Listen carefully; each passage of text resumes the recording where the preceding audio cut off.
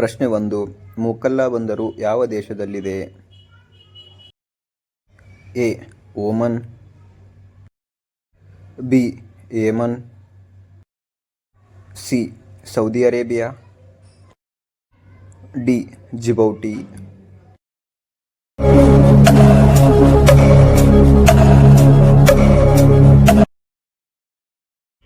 ಸರಿಯಾದ ಉತ್ತರ B. Yemen. ಪ್ರಶ್ನೆ 2. ಆರ್ಟಿಫಿಷಿಯಲ್ ಇಂಟೆಲಿಜೆಂಟ್ ಇಂಪ್ಯಾಕ್ಟ್ ಸಮ್ಮಿಟ್ 2026 ಅನ್ನು ಯಾವ ದೇಶವು ಆಯೋಜಿಸಲಾಗಿದೆ? A. Bharat, B. America, C. France, D. China.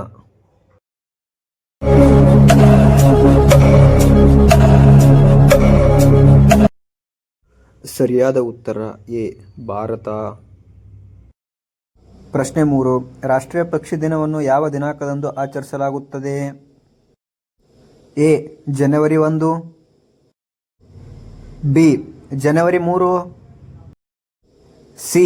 January 5, D. ಜನವರಿ 10.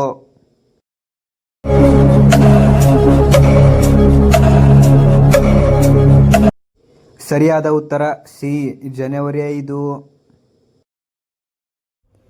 ಪ್ರಶ್ನೆ 4. ಅಸ್ಸಾಂನಲ್ಲಿ ಬಿಹು ಹಬ್ಬವನ್ನು ವರ್ಷಕ್ಕೆ ಎಷ್ಟು ಬಾರಿ ಆಚರಿಸಲಾಗುತ್ತದೆ?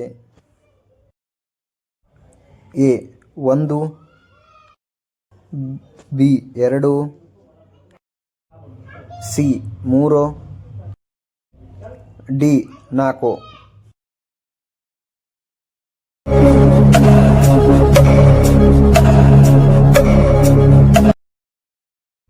ಸರಿಯಾದ ಉತ್ತರ ಸಿ.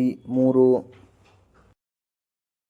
ಪ್ರಶ್ನೆ 5. ಇತ್ತೀಚೆಗೆ ನಿಧನರಾದ ಬಿಸ್ವ ಬಂಧು ಸೇನ್ ಅವರು ಯಾವ ರಾಜ್ಯದ ವಿಧಾನಸಭೆಯ ಸ್ಪೀಕರ್ ಆಗಿದ್ದರು?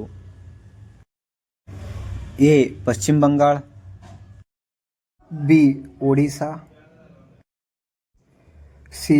ಅಸ್ಸಾಂ, ಡಿ. ತ್ರಿಪುರಾ.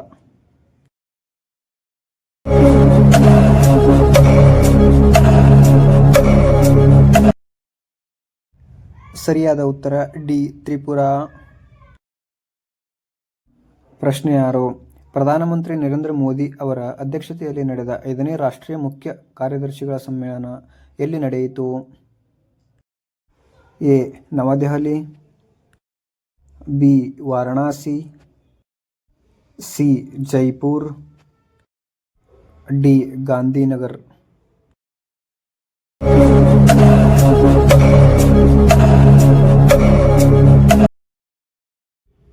ಸರಿಯಾದ ಉತ್ತರ ಎ. ನವದೆಹಲಿ. ಪ್ರಶ್ನೆ 7. ಭಾರತೀಯ ಮಹಿಳಾ ಹಾಕಿ ತಂಡವು 2025 ವರ್ಷವನ್ನು ಏಷ್ಯಾ ಕಪ್ನಲ್ಲಿ ಯಾವ ಪದಕದೊಂದಿಗೆ ಕೊನೆಗೊಳಿಸಿತು? ಎ. ಚಿನ್ನ, ಬಿ. ಬೆಳ್ಳಿ, ಸಿ. ಕಂಚು, ಡಿ. ಇತರೆ.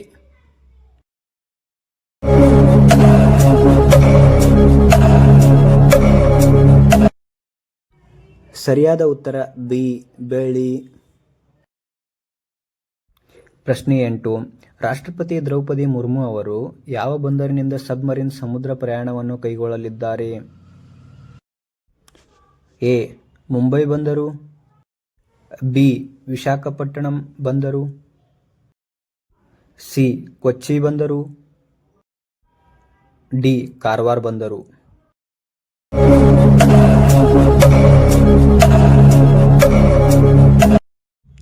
ಸರಿಯಾದ ಉತ್ತರ ಡಿ.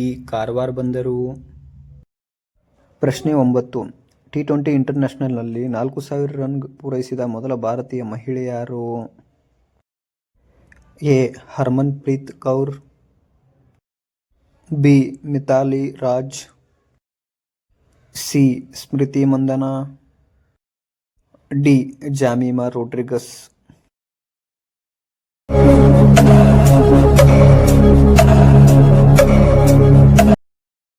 ಸರಿಯಾದ ಉತ್ತರ ಸಿ. ಸ್ಮೃತಿ ಮಂದಾನ. ಪ್ರಶ್ನೆ 10. ರಾಷ್ಟ್ರೀಯ ಗಣಿತ ದಿನವನ್ನು ಪ್ರತಿ ವರ್ಷ ಯಾವ ದಿನಾಂಕದಂದು ಆಚರಿಸಲಾಗುತ್ತದೆ? A. December 18, B. December 20, C. December 21, D. December 22.